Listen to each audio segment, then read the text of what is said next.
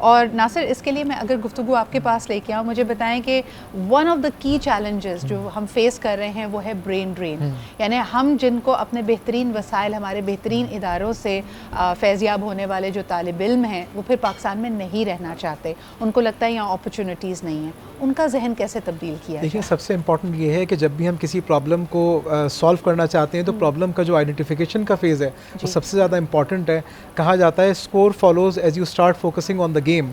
सबसे इम्पॉर्टेंट बात इस वक्त ये है, हम 2025 में आज बैठे हुए हैं, 23 मार्च को सेलिब्रेट कर रहे हैं। हम अगर ये चाहते हैं कि हमारी यूथ यहाँ से बाहर ना जाए, ब्रेन ड्रेन ना हो, तो हमें एज एल्डर्स या वो लोग जो कि इस गेम के मूवर्स एंड शेकर्स हैं, we need to make sure कि जो हमारा यहाँ पे इकोसिस्टम है, जो हमारी इकॉनमी है, जो तालीमी निज़ाम है, वो इस काबिल है कि हमारी यूथ यहाँ पे रुके। क्योंकि अगर इसके बगैर हम उनको कहेंगे कि आप यहाँ पे स्टे करें, तो मेरा ख्याल है कि फिर एज अ ग्लोबल सिटीज़न हम उनके राइट्स से इनहराफ कर रहे हैं, उनको उन अपॉर्चुनिटीज़ को हम नहीं लेने दे रहे। तो we need to take care कि क्या उनको यहाँ पे बेहतर सेहत मिल रही है, क्या हमारी यूथ को यहाँ पे बेहतर तालीम मिल रही है। आप बिल्कुल सही कह रहे हैं, ये सवालात अपनी जगह है, लेकिन जो इरम जी ने जिस प्रॉब्लम की तरफ इशारा किया कि हुब्बुल वतनी, पहले जब मैं अपनी स्कूल लाइफ को देखती हूँ, हम 14 अगस्त 23 मार्च इस तरह सेलिब्रेट करते थे। We felt always proud as Pakistanis.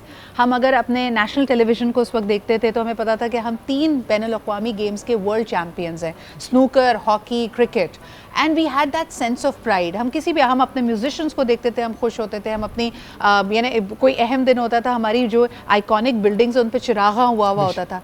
ये सब चीज़ें मिटती क्यों जा रही हैं? मेरा ख्याल है असल वजह वही है कि जब हम लोग कोई काम दिल से नहीं करते तो हम पे इम्पोज नहीं किया जा सकता।